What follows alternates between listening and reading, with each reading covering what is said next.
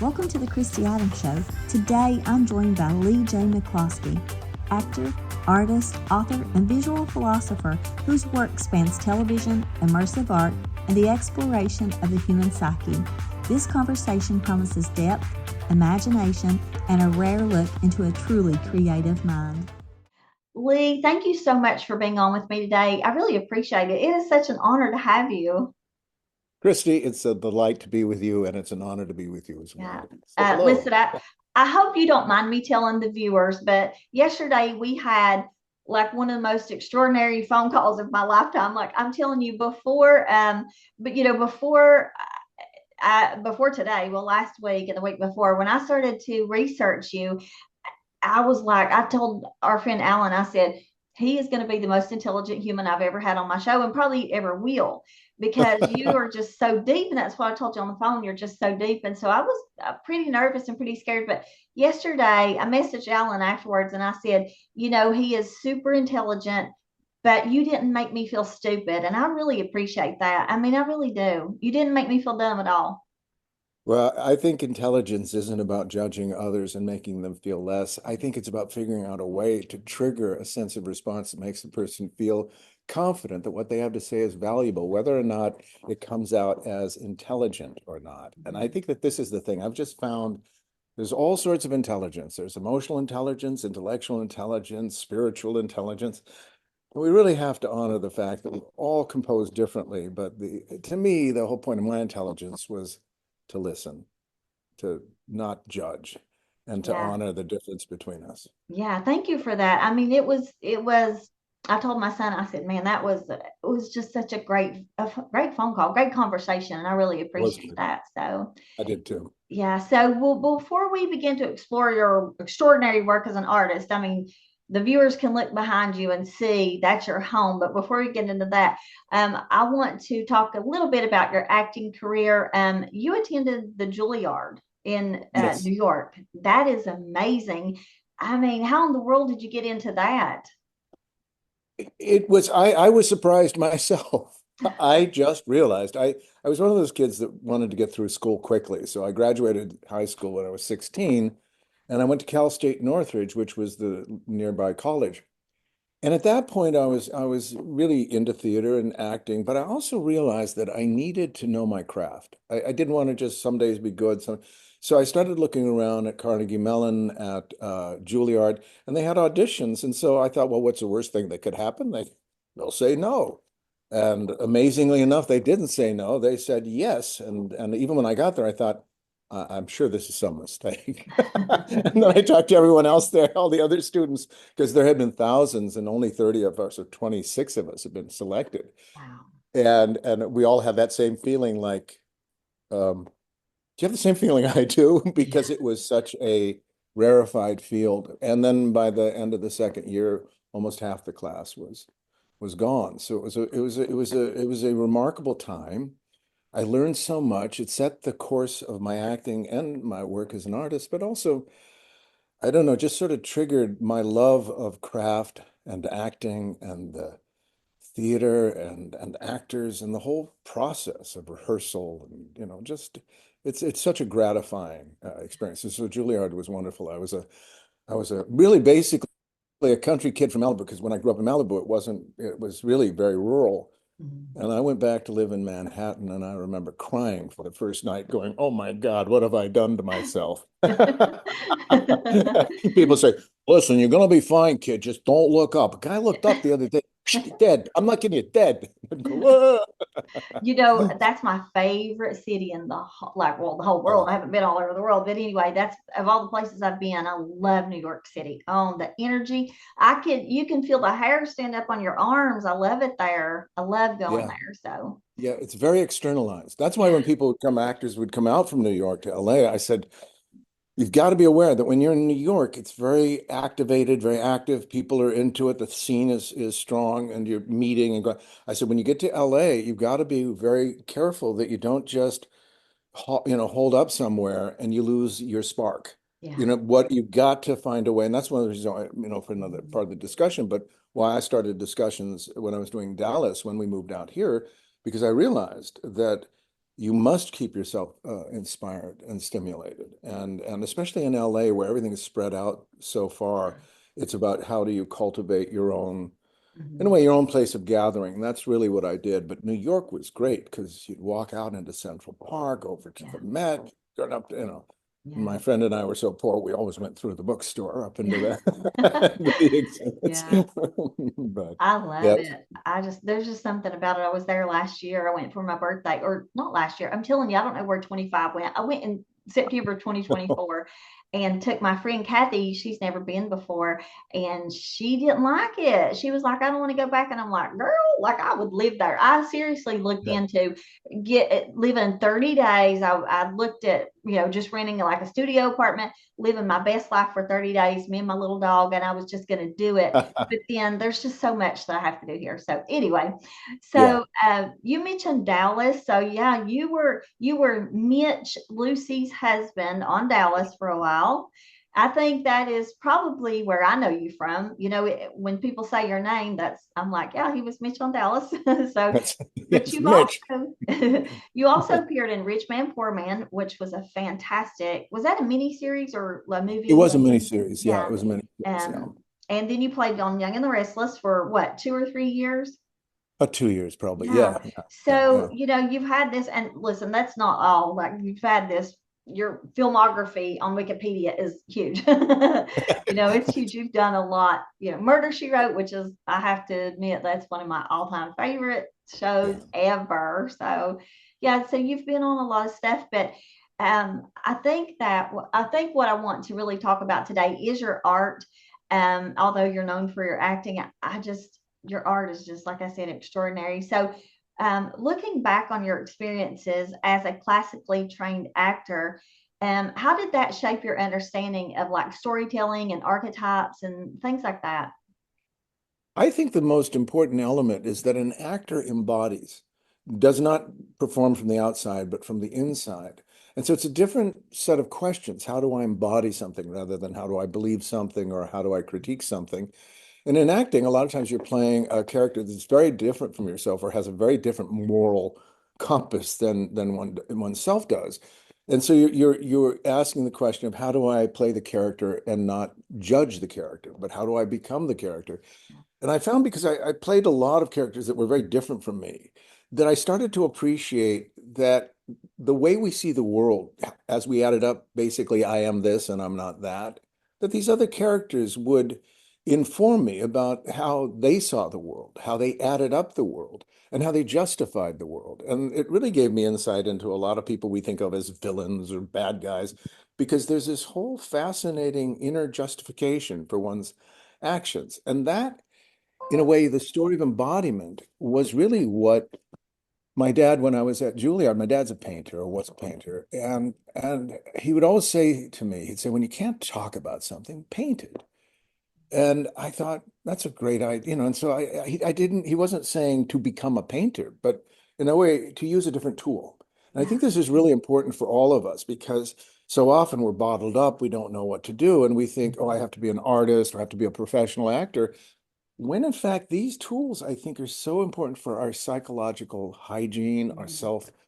self-value, self-worth. And one of the things in my work here at my home, part of it is that sense of like have a place where you can close the door and say, this matters to me. And if it doesn't matter to you, that's okay, but it does matter to me. So it's not a conversation about what you're thinking about, but rather what matters to me.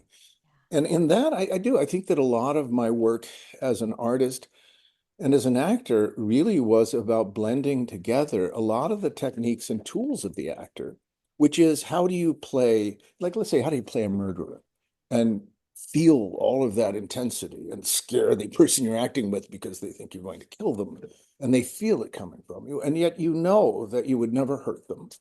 You're completely in control of your inner self. You're aware of the difference, and yet you are completely engaged with the other character, as if to say, I put on this mask and it becomes alive, but I can also take off the mask. But what I've found over the years is that the mask, if we don't judge it, begins to tell us more about our human story, not our personal story, but just about how humans are put together. And so a lot of my art became just a deepening of not trying to be an artist and an actor. I was an actor professionally. That was what became a patron for me. I was able to say, look, I used to joke. I said, I protected my art because I allowed myself to take a beating in another creative endeavor as an actor. I thought, I don't need to do that to my art. And I'd always say to artist friends of mine, you have to learn to say, don't tell me what you think about my art. Mhm. Tell me what my art makes you think. It's like the difference between being a critic and being a participant. Mhm. And that's also going back to theater, which I've always loved, is that why I've always avoided politics and infusing blame into my story is because I think theater and art are, well, we are generous. What we try to do is pull everyone into another story that allows them to have a conversation. This is what I found. I did a reunion of Dallas after 44 years of not being there this year. I saw Alan there too. And and what struck me was because I realized the role as Mitch was not as fulfilling as an actor as other roles that I'd played, but it had this, it moved into people's minds and hearts. It became relevant. And what was really beautiful is that there were these amazing people that showed up from all over the world with such enthusiasm. And I realized that they had kept Mitch alive in their sense of story and wonder. And they wondered what would happen. And so we started talking about how he would have been now, whether Lucy and he, and I have to say, Charlene and I aced the competition we had. We got all answers right. So we really proved that Lucy and Mitch should have had a better shot at it. But it was just great because it made me aware that, and I think this is where I've gotten to, is that the key responsibility is as a storyteller and in any way and fashion. And the beauty is that when you're part of a story that's been told and is meaningful to people, they carry it with them and they develop it and it becomes theirs, not mine, not the actors. And that's a gift. That's what I really, and that's what I like about my art. It's like once I am once it's done with me, it's a bit like a performance. Once it's moved through me and it's on the paper or on the canvas or in the room, Yeah. Oh my it's goodness. I love yeah. what I love that because there's so much to talk about. Even in that one thing you just said, I was there at the Southworth experience. I saw you. I didn't come up to your table, but I did see you. But I was like, oh my gosh. But I went because, well, my friend Adam, who's my producer on my show, Adam Phelps, he works with that company and he helps to put it on. Adam done all of the sound work. So if you had a Q&A panel, Adam was the one who did all the sound work. But anyway, Oh, so I that's was there, and the reason that I went was because I had told Adam the year before. I said, if you ever get the ladies from Knots Landing, let me know and I'll come. And he messaged me one day and he said, we got them. And I said, I'm going. So in April last year, when they put the that's tickets great. on sale, I booked flights for me and my son. I got the tickets, I got the hotel. And in August, we were there. And, because Knots Landing is my all time favorite show of all time. Like I can tell you phone numbers that the characters have. I'm that obsessed That's with it. great. Okay. But, I'm so glad that you mentioned because for me, when you said how an actor can play a villain but still be a good person, Donna Mills is a prime example.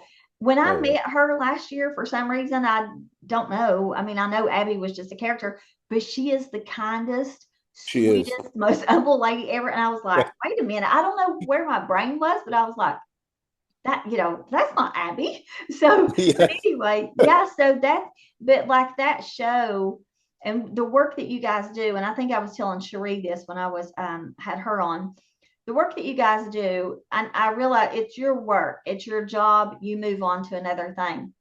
But for us, it becomes a part of our lives. I grew up with Knots Landing. Like I said, my grandparents raised me, but on Thursday nights, I would go to my mom's house because she loved it, and I would watch it with her. And that was time with me and her. I could spend with yeah, her. yeah. Yeah. And so, it just becomes a part of our lives. And yeah, I even had a t shirt made, and it said, love like Val, work like Abby, and be kind like Karen. Those were the three main Yeah. characters on that landing. And so that's what the show that's what it's just a part of me, it's part of who I am. And so yeah, I saw the people that were there for Dallas, it was extraordinary, and people that went to the barbecue and stuff, so Yeah. that has to make you feel good.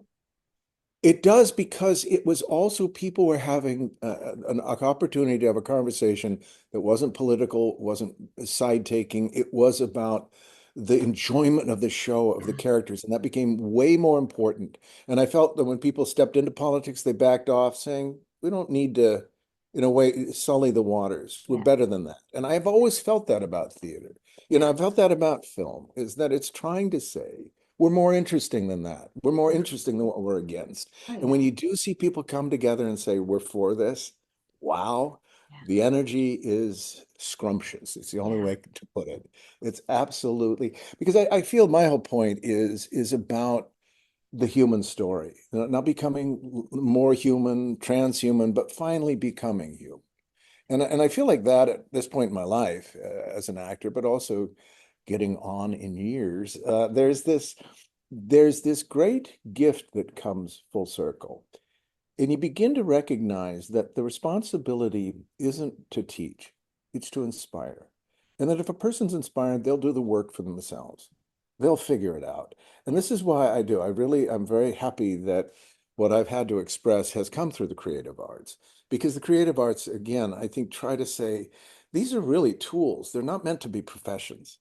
So it's not about being a professional actor, as I say, or artist. A lot of times when people come, I do a chi of painting, an energy of painting, breath of painting, and I get them on all fours. I get them to finger paint, to use their bodies, because we're so, in a way, backed up into this very small relationship.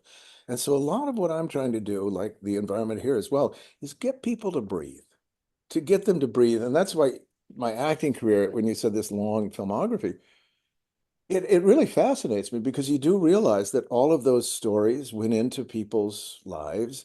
They had some, in a way, and I think with my work, a lot of what I find when I get letters, it's people who were coming of age. I got hit a film called Bermuda Depths, another one called Inferno. These films that people saw at that moment. And then of course they'd be talking to other people, go, I don't know what that film is. I don't, it's like that, but it's such a gift. It really Yeah, is. it is. Listen, as you were talking, I thought you would be a wonderful therapist because because one of the things as a therapist that you do, I would tell my patients, I would say, while you're here, because I told you yesterday, I worked in a residential mental health facility, Right, and right, I right. would say, while you're here for this block of time, I'm going to give you tools to put, like I told him, I said, pretend like you have a quiver on your back and these are your arrows. So all the coping skills Right. I'm giving you is an arrow. And I said, when you go home, I can't go with you, but Yeah. you take these and you can pull them out and use them. You would make a fantastic therapist because you get people to feel for themselves, you inspire them. Like we can't do the work for them, but if we can inspire them to say, hey, I can Yeah. do this, that's what it's all about. So, Yeah, I really like people. As strange as that might sound, I really like I love our tenderness. I think part of my work is that it really is about that we humans never get out of the difficulty. We always get the promise that we will if we do something, but we never do. And yet, because there's a library here, I keep feeling like that's the hidden key to who we are. That because we can't escape our condition, finally we decide maybe I can do something with it. And the doing something with it isn't spectacle, it's not large, it's not convincing others. It's finally saying, this thing, life, this self that I am, I don't understand everything and I can't figure it all out, but maybe that's not my job. Maybe my job is to give place to the human heart. And if the human heart has struggles, maybe those human struggles are mine, and this is my part in the story. So as I resolve it, as I give myself, and I think this is what therapists try to do, which is to bring yourself into the story. Let yourself participate. And guess what? There's something remarkable in you. We just have to find the right questions yeah. and cultivate enough sense of, in a sense, trust. Because I feel a lot of my work is to help people unlearn a Mhm. lot of what they assume to be real and Yeah. true. I love that too, because like you were speaking a minute ago before I asked this last question, and you said like you get people to use their whole body. As children, we got into when we played, we were all in. And I don't Yeah. know at what point, and I've asked myself this, at what point did I stop playing? At what point did I stop becoming curious? At what point did I stop doing because and I'll let you on a secret. At Christmas for myself, I went and bought myself a giant coloring book and some crayons. And I was like, I'm just gonna color because That's what I love to do as a kid. And I'm telling you what, since Christmas, that has been so relaxing for me.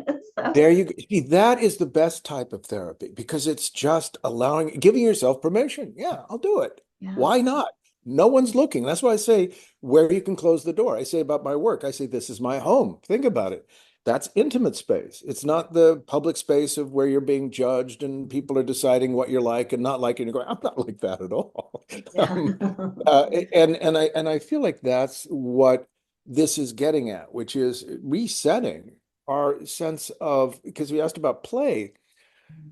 I think that the problem is that it's also a sense of where do we feel safe. One of my talks was where we feel safe, because I realized like a lot of the questions I ask about, let's say the higher octaves of human consciousness, the greater sense of why, that the very environment here is an essential part of the message, that certain questions you have to ask in the intimacy of where you love, because that's the basis of the answer as well. Because without love, you will never know what the story is. Or if you're never home and always in a way outside of yourself, you'll never be there when these energies are actually trying to find you, so to speak. And I do think that this is the key to where we are at now, which is I feel a lot of my work is to give people a sense of imaginative or creative permission, and not just verbally, because I've done it.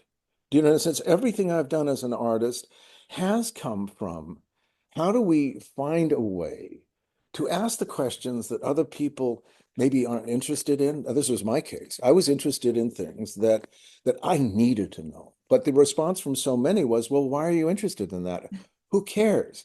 And that can shut a person down.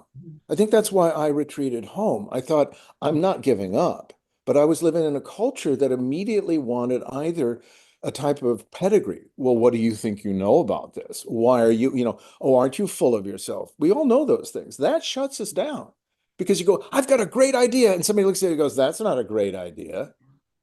And suddenly your heart sinks and you, well, I'll just keep quiet then.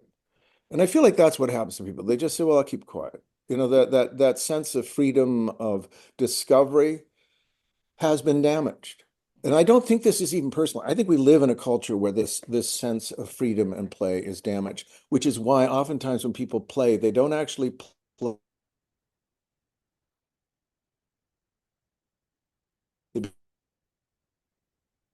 licentious. They go too far. They have competition to not allow freedom in, but to, in a sense, do something and play hard, which is fine. I don't mean to judge that, but I do think the play we're talking about is the play like when you're with your cats, with your children, with intimacy, where you're not being smart, you're not being the wealthiest person in the room or whatever the BS a person is holding, because that's the expense. When a person holds on to their identity, they become more and more rigid because they're afraid someone will see the mask they're wearing. Yeah. And so they will double down. That's not a mask. And they say, yes, it is. No, it's not. This is why all of my work has sort of come to this story of the etiquette of energy, meaning that everything is allowed us human beings. But the question is, how do we use our energy? Do we really think we're going to create a successful relationship with, you know what's wrong with you? You know what I hate about you? Don't be stupid. And I have to say, that's not just an outside relationship. This is oftentimes how we treat ourselves inside. Hey, stupid. What are Mhm. you doing? Oh, that's the stupidest thing I've ever seen in my life. This is not, it is personal, but it's wiring. And that's why a lot of wiring, and this is what people do with yoga and other, is they realize the only way to actually counteract that hard wiring, because it's in a way infused in the trauma of this human journey. I mean, our biology, our DNA isn't composed of everything we've been through as human beings.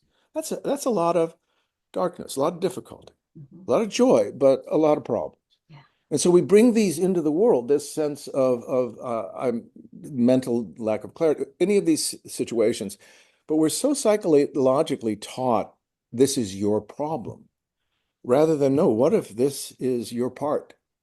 That as you experience these things and you learn not simply to live with them, but to forgive them and to allow them to become part of a portrait of being human that dignifies not just what is perfect, not just what works, but that which struggles to be, that which in its very essence says, my will is to live and I won't quit. And Mhm. I wish I was more eloquent. I wish I was more this and that. But look at my life. Look at what I've done with my life. And that's why I do. I'm for me, I really feel like perception is not optical. It's Yeah. energetic. I love that. That acceptance is part of the ACT therapy, the ACT acceptance, because, and this is what I went through when I was in therapy too. I there's parts of me that I don't like from years ago or whatever. There's Oh parts of yeah. my life I didn't like, trauma, but I had to learn to accept it because it is a part of me. It's a part of who I am. And when I learned to accept it, I was like, hey, what can I do with this? I can use this. And like we talked yesterday, we can use our pain for a purpose. And I totally believe in doing that. So, yeah. Well, I think that's what transforms us. I say to people about my art, I say every change in my art, and even the art itself came from trauma. It Mhm. came from the trauma of the need to connect, not even knowing what that was. The desire to know what was sacred without understanding. But like they were they they were things that pushed at the interior of me. And I think of all of us in one way or another. And the question is, how do I meet the resistance of the world and not shut down? Because these wounded areas want to just go, I can't keep doing it. I just can't. I can't fight the battle anymore for you. And you retreat. And that's why I do. I think that our key is vigilance as human beings. Like how do we pay attention? And if we find ourselves slipping into self-denigration, how do we catch ourselves? In other words, how do we not trigger the inner child, but the inner guardian? Yeah. The inner self. This is, look, kid, it's hard. It's hard to be human. It's one of the most impossible things because nobody's given an instruction manual. Nobody's told how to do it. Nobody is told what they want. They say be a success, but they don't tell you what success is. Mhm. Yeah. Do you see? And all of this leads to a type of shutting down because there's just so much going on. And that's the overwhelm of the world right now. When everything's coming at you from all directions, there's a tendency to go, I quit. I can't do it. Yeah. Yeah. But I feel like because on 9/11, which triggered this room, that was me. I quit, but I didn't give up. I quit thinking the narrative that I was seeing would change by itself. Mhm. And the storyteller in me said, all right, if you can't change the world, what story will you tell? And on 9/11, on my knees, I said, I love my daughters and my wife. I love my friends and my community. Let me tell a story to them about why being human matters, why I believe we're noble of purpose. I think any species that forgets completely and goes into almost a ruinous feeling of self, if you just leave it there, that's not simply tragic, it's beyond tragic. It is. It is. But I if you, agree. but what if, and this is my work as well, we're the human form divine, meaning that we're moving toward a time not to escape being human. That's why on 9/11 here, I was told to build an ark, not for physical waters, but for mental waters, because the footprint of who we are as human is becoming vague. We're forgetting our own purpose. We're feeling meaningless. And so if you think about home as the last intimate missing key, return home, ask a question, not what do you hate or what's wrong with the neighbor, but who do you love? Who are you telling the story for? So this amazing revelation here was not at all a conceit. I didn't start it as a painter. I started it more as an embodier. Yeah. There was an incredible anguish moving through my body. And in that moment, a language called the Watcher language pushed through me. And like a musician, I've been composing this ever since. But it also gave me a great key into our human story that we're finally going to understand that we are the outcome of an incredibly difficult journey and that we're woven of that difficulty. And this is why the arts are so important because the arts are where we can take anguish and turn it into the blues. And then we're not just anguished alone. We might still feel anguished, Yeah. but we feel that sense of like, let's sing. And I think that that's the autoimmune reaction. Do you know, we start to take and realize, oh, you too, you too, you had that. Yeah. Oh, and when you start to realize that everyone in one way or another has been shut down, Mhm. you start to have a little bit more sympathy and compassion, and you don't start the conversation, well, you're an idiot. Yeah. And there's too much of that right now. Yeah. And it Yeah, breaks I this old agree. grandfather's heart. I agree. And I love that how you talked about what you said about like if we, if we can just teach each other to say like, okay, I feel like you feel like we both feel the same. We might have different problems, but ultimately we feel the same. We're heartbroken, we're sad, whatever. But let's do something with it. Let's put it somewhere. Let's not, like we talked yesterday, let's not turn it on each other. Let's not say you're an idiot or you're stupid for Yeah, having this idea or that. Let's say, wow, that was a great idea you had. Let's explore that. Or you know what I mean? yeah, I really believe in lifting each other up. Like I just want to I call myself an encourager by nature. I yeah, mean, I will find something good. My son's like, Mom, to your own detriment, you find something good in everybody. I don't care. I try. I really try. And I used to tell my patients, I'm like, there are no good people or bad people. People are people. yeah. People are just people. And you can have good behavior or bad behavior, but you're still a human who's valuable and you're worth something as a human. So yeah, I don't know, but I loved your whole outlook on that. I love that. So, but let's talk about your home. Your home is called Olandar. Is it Olandar? Olandar, yes. Olandar, yeah. So tell the viewers because, like, I've just been sitting here thinking, it's just Well, the people amazing. that signed on just seeing Mitch, now for something completely different. Yeah. Um, yeah, yeah, but well, my home is, I realize now, is sort of the heart of the message of my work. Because I feel it's funny, my name McCloskey, I thought lost key. Maybe the lost key is that we forgot about where we live. We forgot about who we love. We became so involved with what we didn't like and who we hated. And this is what the fire that hit me, it told me literally when it came in 2018, that there's a drought in the human heart, that the human heart is becoming brittle and dry, forgetting what it loves and knowing only what it hates. And that it said that I am a fire, an apocalyptic fire that will burn this dryness from within. And that's why I think when you were saying about that, almost, I'm a cockeyed optimist too.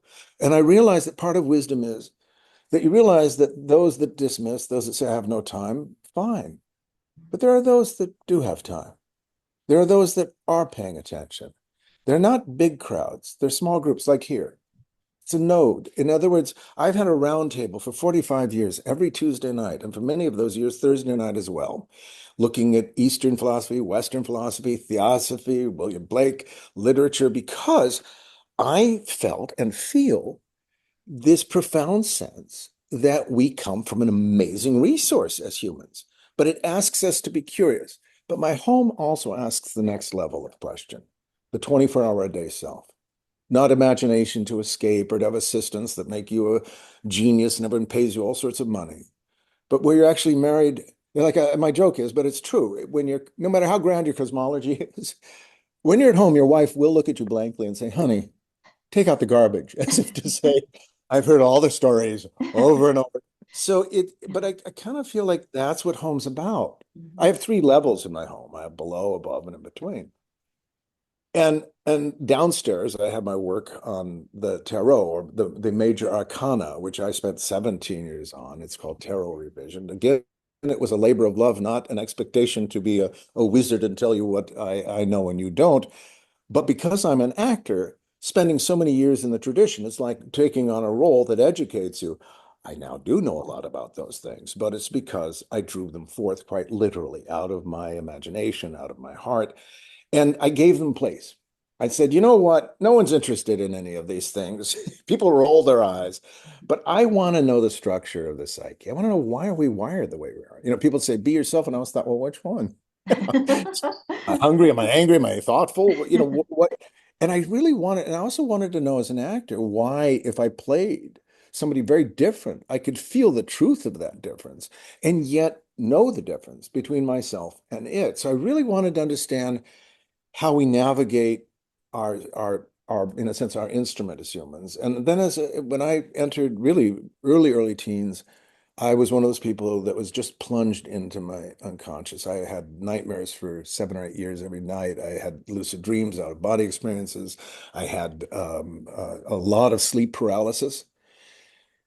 And I knew that I wasn't mad in the sense that if you just talk about it, people go, "Oh, I don't want to deal with that." And they start feel, and you realize how people shut down because it's anything that takes them out of their comfort zone is like, that's weird. Mhm. So you keep it to yourself. And I think that's one of the things that led me into acting. It led me into all these directions because I knew that it was not a matter of I was losing my mind, but other parts of my mind needed to be expressed, that there was no part in the outer world to give it. So that's what I realized here. If you think about the genius of this message, it said, what's home? What's where you live? It's where you're personal. It's where you're trying to make it through life and go, I don't know. I don't know what tomorrow's going to bring. I love my kids. I'm worried about them. I don't know about the insurance. I don't know what get, we're dealing with so much. Yeah. And I feel the fantasy element, people think imagination is fantasy. It's the opposite.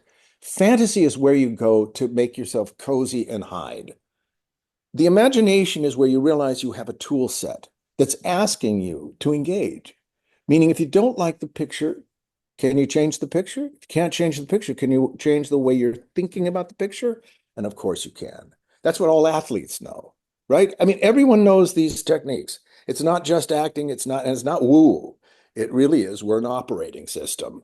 And as I tell people now, I say you're the outcome of billions of years. So trust a little bit more in the integrity of the instrument you've been given. But the question with the instrument is, where can I feel safe? And that's what home became, Yeah. the last refuge. And I would say, even you'd look at my public life as an actor, that was the out there. And this is the way in here. And so what happens in the interior, in the inner self, is not the giving up or saying, it's saying, no, look, the outer self could only do so much because those are the standards of the world. Do you know where you're working because it's agreeable with the people who see you? Yeah. You're allowed in. But these other parts of yourself that don't fit that, like I would talk like this sometimes. People would just go, "What the?" It was like they expected me to be more like a Malibu dude, like I was just down at we're doing some brewskis, and it was really great. It's the waves and the chicks. And I'd come in and talk about, I don't know, some philosopher, and they think, "Oh my God, what's going on with this guy?" So I realized I kind of had to separate the needs of professional life and the needs of my heart. And that's why I never made it a judgment like, oh, acting is blah, blah, blah. I love acting. I love theater. I love actors. I love the whole process and what it's given to me. But I also realized that the emptiness, the sense of no matter what one has, there's that sense of emptiness. What do we do with that? And that was that when we return home, it's not where do I escape to? And here, as we ascend, here, quite literally, this is about ascending, but it's ascending into the human library, not ascending to leave, but ascending to finally, like we do if you go to Chartres or Notre Dame, or you're in Saint Michel. You walk in and your whole body is lifted. And you realize the light, the glass, the beauty is resonant. It's like listening to music. It's meant to oxygenate you. Because think of those poor, cold, miserable nights coming into, I don't know, Vézelay. They come in, they're with Richard, they're going on the crusades, everything's raining, everything's dead, you're covered with it. And then you walk into one of these cathedrals and you're reminded that the struggle is not the point. The hidden beauty is the breath behind all things, and the genius of humanity is your willingness to endure the unendurable, simply because your king tells you to. Yeah. Gosh, That's the Crusades. I'm telling you, like I wish, like I could listen to you for hours and hours because Oh, everything I think that we think a lot alike. You're just better able to express what you think than I am. I think we're all on the same page. You're right. We Yeah, are. I mean, it's just like your mind is just like, I feel like that we have a lot in common, but like I said, you're more able to express it in a more I'm just beautiful way. older. But, it's just like I love my home too. Like my friend Sharon, she's always running everywhere. She'll be 70 in May and she runs the roads all the time. She's always here and there. And Right. she wonders why I stay home all the time. Like I don't get out unless I have to. But Right. it's because I feel safe here. I love being home. I love it. This is where I can write, or I can color, or whatever. This is where I feel most peaceful. Yeah, yeah. And so, yeah, and I don't know. I just, Well, but I totally get it. I think because if you think of that, like, right, you're home, little garden, you're a gardener. You're not growing everything for the community or you're enjoying the garden. And in a way, the more intimate it is, the more you can enjoy your devas or whatever you want to call them and really talk to the roses. No one's looking, so you might Yeah. as well. It's great fun. And they grow so much more happy. In other words, that we discover things that if we're trying to prove to the neighbor or use it as a cudgel to prove, or hate, these energies stay away, wouldn't you? If you were a fawn in the forest and all you heard was angry growling, you wouldn't even come close. And that's why this room is so important. Because this is a painted cave, if we come right down to it. It's the first technology. It's the environment, like a womb, that holds us and doesn't tell us what to do. It reminds us of who we are. And I love that this mind ship, as I call it, not a spaceship. We don't build spaceships, we build Uh-huh. mind ships. There's no there, and a hologram, I say. Yeah. So we create, like we do in theater, setting for an agreement.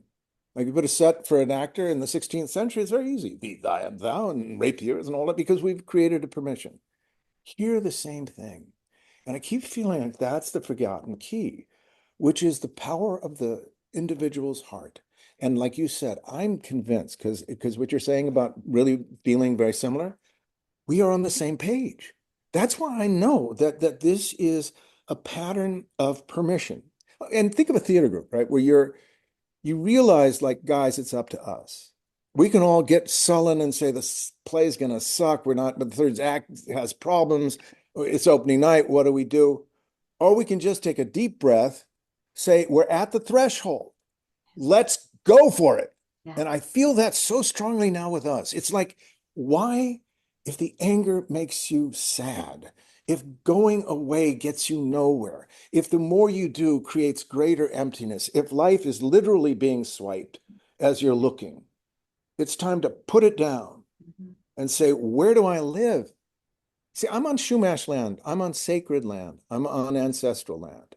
And that's when I start feeling like, and I'm also born on the summer solstice. So I feel that when we think of ourselves as totem poles, we're not trying to get somewhere. We're trying to recognize that the difficulty of our ancestors, the difficulties they faced, the sadness, the emptiness they faced, what they did to try and at least honor the next generation, is a gift of such profound meaning. To look down, that's why on the floor here, if you look down, you put on 3D glasses, it becomes literally multidimensional. And yet you don't drown. And I kind of think that's a message about your imagination, Yeah. that if you create the right context, if you protect it, if you become a gardener, that's what I feel like. I feel like I'm a gardener of the soul, because the soul is something that's dismissed. Like gardening and soul, who needs to do that? I've got a technology and I'm going faster and faster, nowhere. Yeah. That's how it feels. I wish more people felt like, and I hope that the viewers will really grasp this, because there's so many, I know so many people who live their lives for stuff. Let me tell you, I never have lived my life. I don't do the whole, on social media, I see friends who do the whole Stanley mug when that was popular, or this Yeah. brand name, or that, or this car, or a Cadillac Escalade. I've never gotten into name brands. I've never done that, because that doesn't define me. And I watch some of my friends, and that's what defines them, or they allow that to define them. And I'm like, there's so much more to life than a car. Like, who cares if you have a Cadillac? Who cares? I have Yeah, a yeah. Dodge. Like, who cares? And so, but I just want people to, I want people to look for what's important. And what's important is how we treat other people, who we are, how satisfied we are when we're alone. Listen, at night, when everybody's quiet and the world goes to sleep, I'm with myself. It's just Yeah. me. It's Yeah. me in the bed alone with myself. And I've got to be happy with who I am. I've got to be happy with, I have to have me and my integrity. Like, that's what I concentrate on. I don't think about how much money can I make tomorrow, or what can I go buy tomorrow. And I think so many people are worried about, like you said, and even the technology. Yeah. And I Yeah. just wish more people would be more in tune to like their Well, inner self. a lot of my work, I did a commencement address up at Pacifica Graduate Institute, and the address to the graduating students was optimism. Tell the better story. And the point was, tell the better story. And if you can, you must. Because it's only when we begin to say, look, I see this story and I can go dark. It's easy. Let's go to the dark side. Too easy. Let's figure out in the darkness where the light is. And that's where art comes from, right? Otherwise, it's hack. It's like a lot of the things going on now. They're just so obvious. It's not watchable. Because the whole point is that hidden sense of what do you really value. And here, I mean, there's this whole journey you're talking about because it's the mirror of self-reflection and unique identity in the narrative here of the hieroglyph of the human soul. Yeah. And it's the story that we've journeyed toward this mirror of unique identity for thousands of years. Who am I?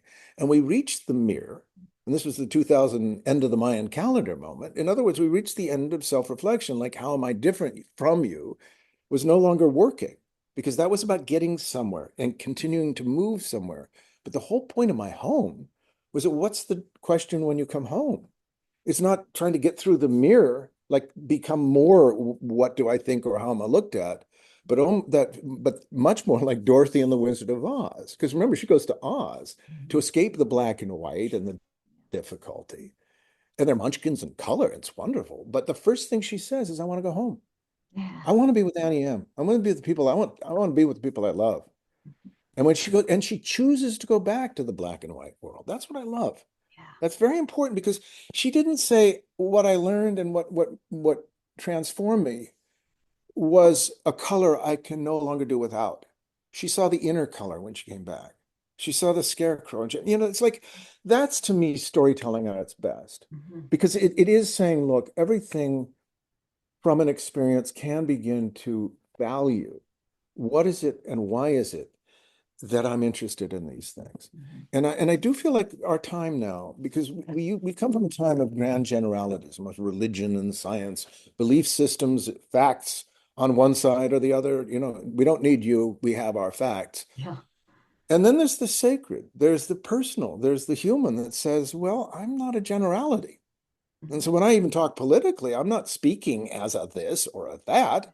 But this is why I can't speak politically, because now if you say this or that, oh, you are that, Yeah.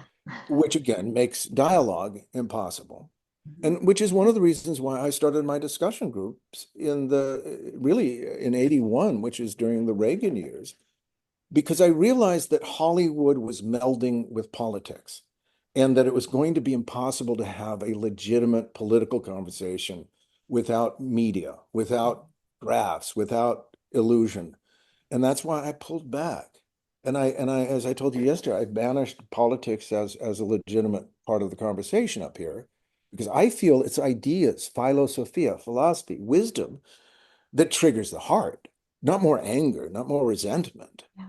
But wait a minute. If everybody's always been angry, if there's always been resentment, then what have people done? Because that must be like weather, a constant in the human condition. So what do you do not to escape it, but what do you do to do something with it? And that's why I feel very proud. I must feel like this proud librarian going, my God, human beings are never given much of any information because they have to discover it. In the Hermetic tradition, this ancient tradition, I was fascinated because they did not believe that everyone had a soul. And I thought, wow. And then it turned out that like a seed, everyone is seeded with a soul, but like a seed, if it's not cultivated. And I feel like that's what outward cultivation of optics going faster, shiny surfaces, a surface without substance, that in a way, I believe is triggering those of us that still care to say, maybe if that merry-go-round could never be changed for anyone else, and always insisted that if we're going to get off it, it has to be ourselves. No one can do it for us. And that's where I start to think that maybe the key is that we're literally in a time of maturing relationship. Because if you think of a child state, or it's how obedient are you, you'll be rewarded or punished because there's an authority that you are not. And then the outer authority, all these things disappear, and you realize if I don't claim some inner authority, I'm going to be, defined by this world of chaos. And I think that's why the world of authority, then, if you think about this, me being a part of the message, it's a father, it's a husband, it's a son saying, you know what matters most to me are those I love. And the idea that I want to share what makes me angry as a generational gift is unconscionable for me. And that was not what I got from my father and my mother. My mother was a teacher, and she taught me, she was the kindest person I knew. She taught me to be kind, to be chivalrous. And if I opened up a door for someone and they resented it, it was because of my mama. It was not because I was trying to be anything. I was taught you honor people, you don't step in their spaces. And my dad would say three things: know yourself, be true to yourself, and never laugh at another person's dreams. And that last one has stuck with me because you got to understand everyone's dreaming and they don't need your ridicule. And I feel like that's the problem with media and viral infections of cancellations. A person does something and their whole life is scattered. That's not fair. That's the Colosseum. That's what the Romans used to watch when the lions used to do it. It's a different type of destroying human beings, but and enjoying the show. Yeah. That's You, dangerous. you But know, we must choose. I Yeah. actually posted on Facebook today and I said this morning, and I said, I feel like we're living the Hunger Games in our country right now. Not to Yeah. get political or anything, but I feel like it's the Hunger Games. I feel like I feel like that the violence that's going on, people are loving that and they're glomming onto that and they're loving it and it's feeding some dark thing inside of them and I hate it and it's making me sad. But yeah, but people are just loving the violence and that hurts me so much. It's hurt me. I can't even turn the news on. I don't even want to turn on social media because it's so heartbreaking. Yeah. Oh yeah. Yeah. I do feel that that's really like the yoga of the moment, that if you are feeling that, step away, garden, color, draw, because the true energies hear that. They don't hear the chaos and the anger. In a way, there's a saying, the separation of the wheat and the chaff. Yeah. The chaff are about protection. They endure because they are hard. The wheat is about nourishment. And the point now is that we have to ask ourselves, am I tending the wheat, the chaff of my consciousness? Mhm. Only I can decide that. Am I bringing something nourishing or something harsh? And this is why what's happening now is a very apocalyptic moment, that everything is rising to the surface. The motivations that reveal such an unsightly cruelty. Yeah. Because I say as a man, it is unmanly to be cruel. It is not manly. Cruelty is a sign of weakness, of cowardice, really hiding, hurting, because to actually engage would call forth the capacity you would need to have to engage. It's what a coward does. And this is why I feel we're in an age of a great deal of cowardice. And why I feel that when I look at a library, I say, wow, wait a minute. I'm with these figures that said in their violent worlds, are you defined by the violence? Even if your neighbor is cruel, does it justify you? Or do you use it as a way of saying, if that is what you say this is, then I am not that. I will not attend that path. And that is something that's not being said in time. That's being said in energy. And that is what defines reality. It is not the optics, it's not the chaos. It's those that have the clarity to begin to see that story shapes what we are capable of. And we either allow or we disallow according to what we are giving our energy to. And those that are giving their energy to these things that are pulling them apart will go through a process of having to examine how they have used their energy and whether or not the people around them have benefited. And if they have not, then they are responsible for this as well. It's a bit like a contaminating actor, so to speak, with bad attitude. I've taken more than one aside and said, this is not about you. If you are with us, it is about showing up, knowing your part, and not making it about why everybody that is not your role should be. And this is what I find so appalling in many things that I've had to transmute into art. because it's not been something that's ever been solved. It's been ratcheted up. But I feel like that's why this is very important, this moment. Yeah. The etiquette of energy, the invitation to the emerging Renaissance, Mhm. and the recognition that we're not studying myth anymore. We are the myth. And if we are the myth, then what are we contributing? I mean, it just strikes me that we've been so uh, in a way we've lost sight of the larger picture. And I think when that happens, meaningless besets people, and then anger and violence becomes a way of defining Yeah. themselves. And I want Yeah. no part of that. I want no part of it. I don't know. I just want no part of any of it. I can't, like I said, I can't even look at it. It hurts me. I don't even know these people, but it hurts me as a human to see humans hurting each Well, other. I feel that revulsion. There's a shadow plea here, actually, which is very interesting. I can't show it to you until you're out here, but it is about that we are moving into a time where the actions we are witnessing become revulsive, reptilian. We do not like it. And this isn't that from the outside it pushes it, but something inside of individuals begins to say, I will no longer attend this darkness. And we start to pull back. Because think about it, if we do not make the engagement and the decision to disengage, then we're avoiding. But that's my whole point. When news is on it, is I have to contain my Yosemite Sam side, like, but that becomes yoga in itself. Like, what am I being triggered effectively, or am I just responding and reacting? Is my life being mine, or am I being lived, or am I living? And I think that that's why it is about a type of hygiene now. About like if you can't change that, then honor how you're feeling and turn away from it. Yeah. It doesn't need your help. Yeah. It'll take care of itself. Yeah. And everyone is responsible for everything. Yeah. I just have to. I'm hoping that more people will, I'm hoping that more people feel like me, and we'll just get sick of it, because whatever we feed grows.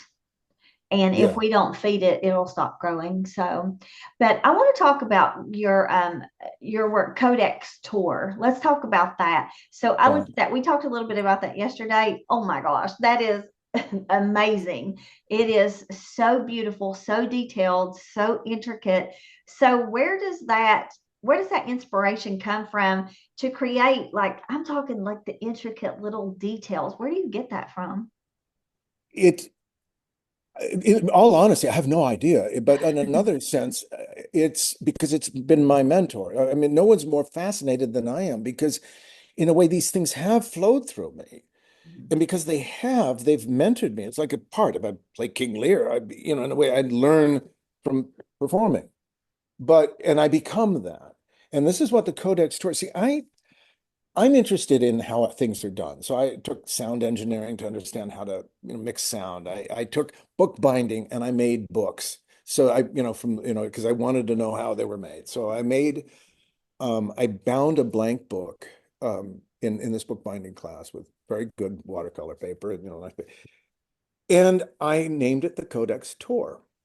And I had, again, it's this relationship to the Codex was really from basically an inner experience I was having. And that tour became this relationship to an ancient universe, a once great and known universe, and that the Codex Torah was a type of bleed through because we had reached a point of alignment in time and space. That now there was, and what happened here was as this energy started to flow up through me, my one single question I tell people that the entire book began with a question.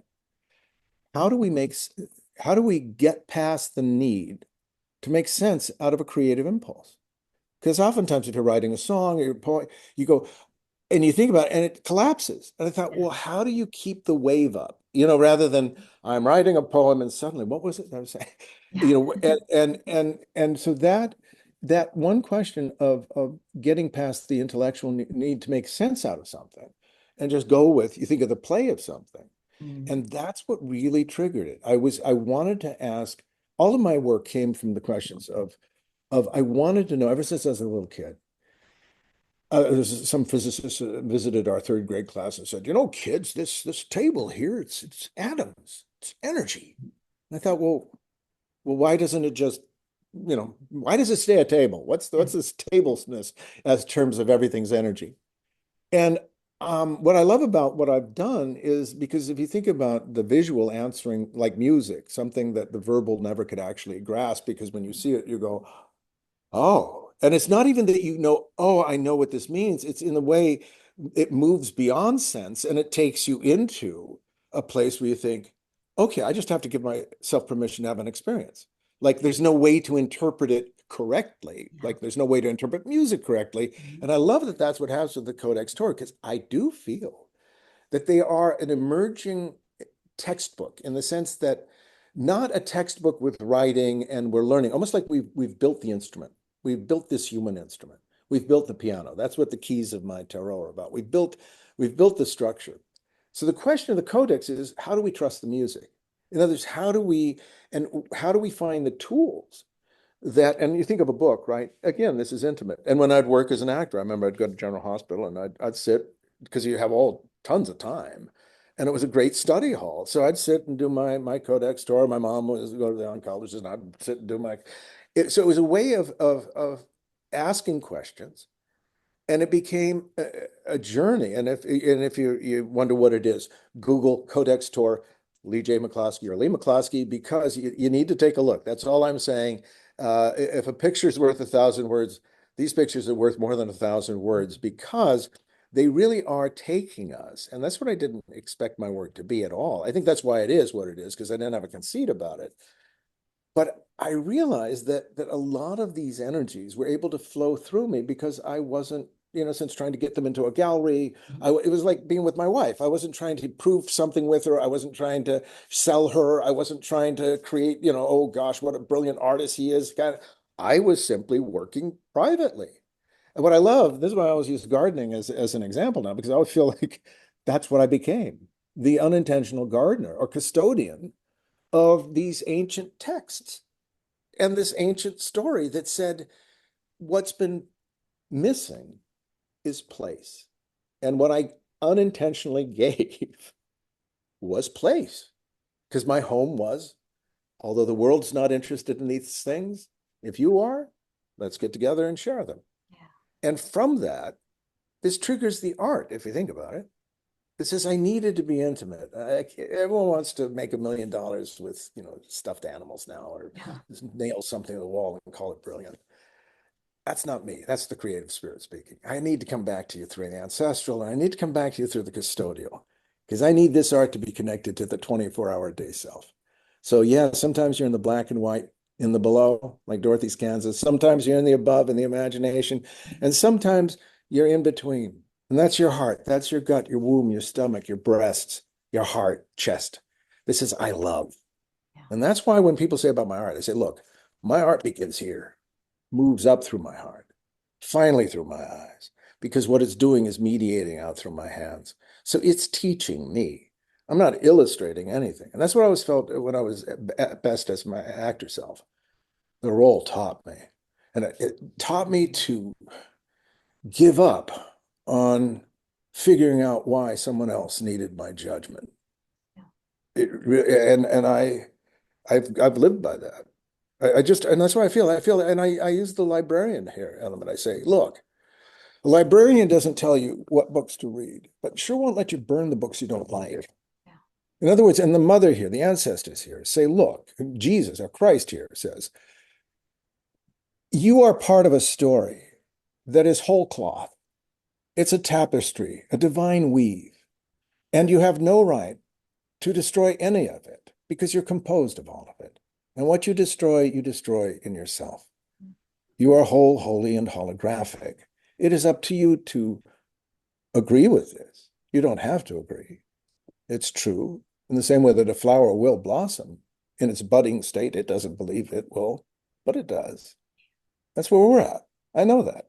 I know that because I feel like the librarian that does say, I have favorites, things that I like, but what I love about the story is there are people that are fascinated in all these things that don't even come into my wheelhouse, and they're just as human. So the story has to be a lot bigger than me. And that's why a library should give us humility Yeah. and also the sense of, no matter how dark things are, there are always those of us that still say yes, Yeah. rather than yikes. Yeah. Love that. I love that. So listen, I got one more question before we end this. This has been, oh my goodness. Like I said, I could listen to you. First of all, your voice, you probably should do some kind of ASMR books or something Oh, because yeah. your voice is very soothing. And I'm into Oh, all that. Like I watch YouTube videos at night sometimes to fall asleep.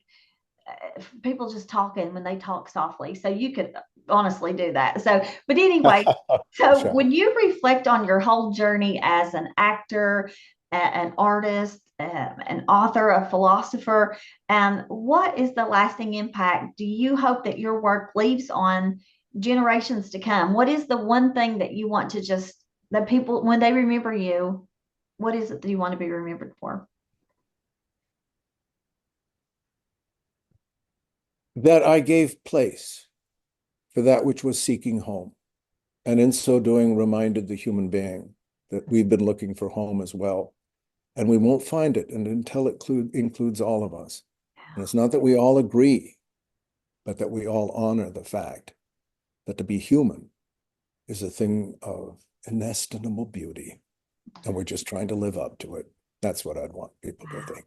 That's beautiful. That's beautiful. I tell you, this has just been like I can't I hope that you can feel my heart when I say this I has do. been an honor and a privilege. And I don't want to cry. I don't even know why I feel this way, but it's just been such an honor and a privilege to have you on and to talk to you because Oh, I feel like that you feel what we should all feel. I hope that my viewers take away that they really hear your words and that they feel your heart and that they allow what you've said to change them. If they're feeling one way, that they're changed by your words because it really is. It's beautiful. What you had to say is beautiful. And I appreciate you so much. oh. I appreciate you taking time. I really do. So, Christy, you are a delight, and I've had such a delightful time. It's been so easy speaking together, and I know this is the flow, yeah, that the invitation is out there. yeah, And I feel like that's what we're about. Let's just keep sharing the invitation. yeah. It's up to each individual to show up and say why not. So Absolutely. Yeah. So thank you guys for watching today. Listen, I know that you have been touched just as much as I have, or I hope you have. If you didn't, then something's wrong with you. But anyway, join me again next week for another great episode. And remember that you can do all things through Christ.